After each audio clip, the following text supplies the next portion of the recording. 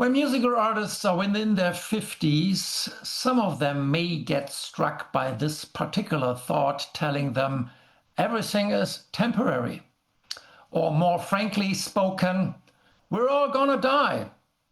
As comedian and activist Lenny Bruce yelled to his 1962 Santa Monica audience, at least in one chapter of the book Underworld by Don DeLillo, and most probably not in real life. But please don't shut me off. Even if this thought may seem a little bit unpleasant at first, it may also contain some beauty. Let's wait and see. My name is Matthias Merkelbach, and I welcome you to another episode of my channel Neverland, where everything is about forgotten records, or at least those who seem to be a little bit buried from today's perspective, and we're trying to dig them out once again, make them shine and become visible. You may expect, after listening to my introduction, that I will now talk about an album by an artist facing death, like in the case of Warren Zevon and The Wind, or David Bowie with Black Star. When both of these artists were recording and producing their final chapters, their final contributions to pop music's history, they already knew that they would pass away soon. Both of them were battling cancer at the time. But I would like to focus on an album which is more about life instead of death, though I have to admit that the very thought that our lives once in a while will come to a natural finish is very much an issue with the lyrical expressions that you may find on this album as well. I'm talking about a work by Brian Eno.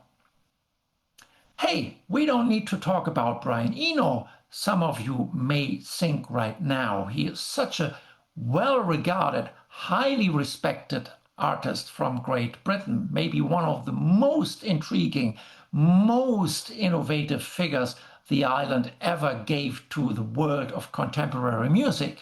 And I agree with you, absolutely.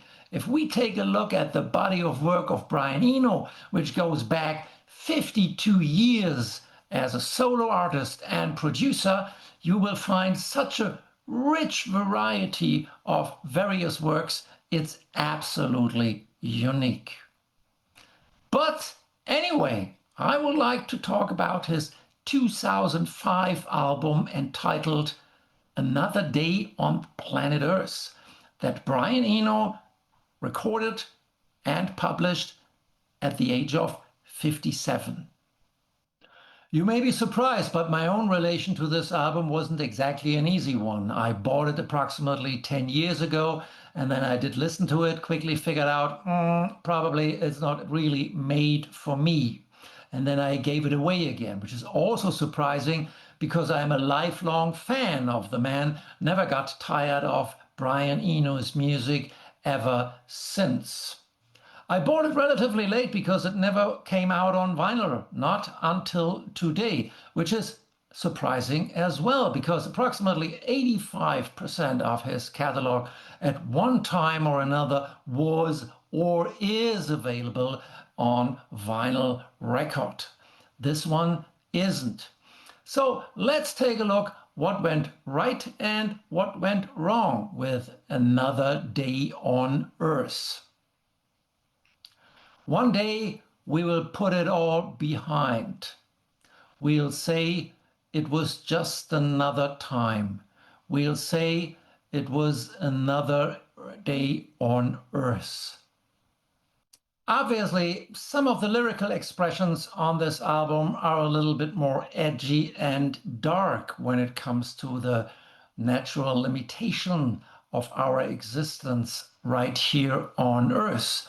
That's the concept of the album, obviously. But we are not talking about nihilism that hardly will be found on the album itself. One thing that bothers me, it bothered me way back then, and it still does, is that electronically processed singing style, or the voice that has been electronically processed.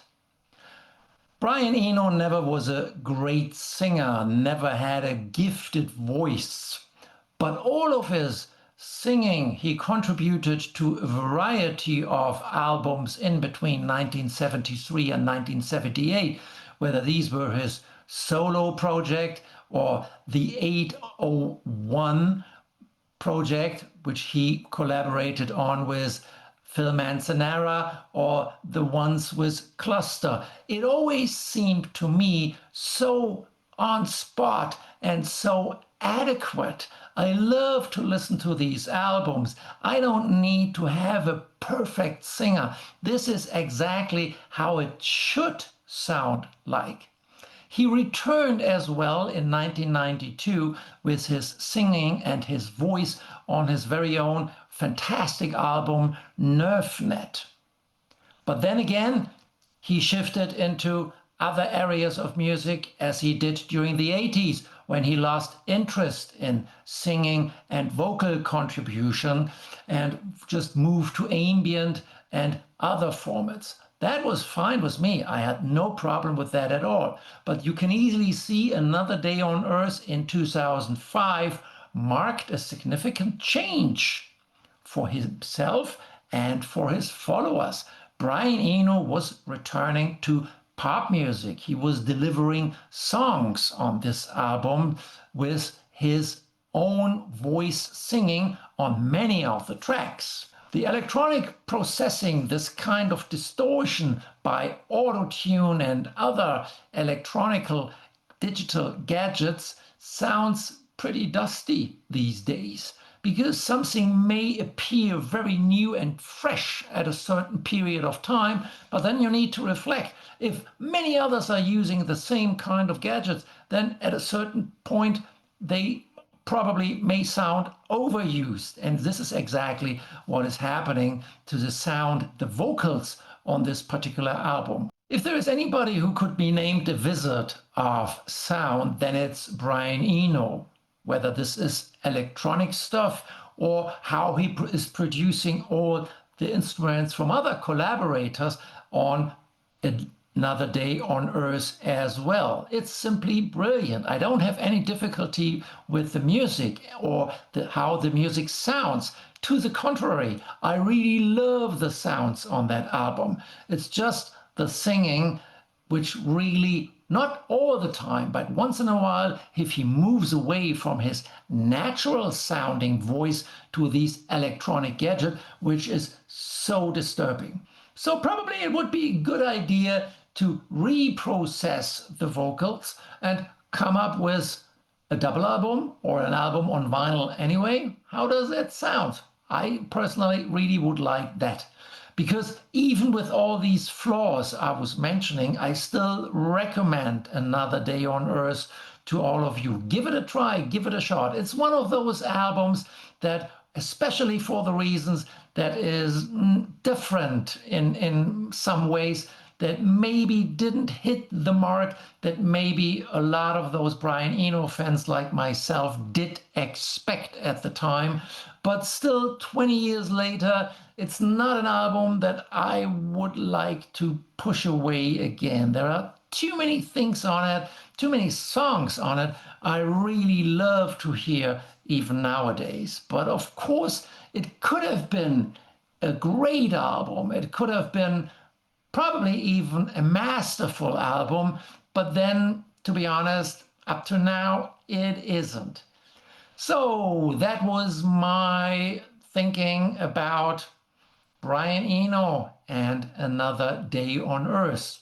I hoped you liked my contribution to this area of forgotten records or kind of buried records once more. If yes, you may hit the subscribe button. Otherwise, we hopefully see each other next time. Bye-bye.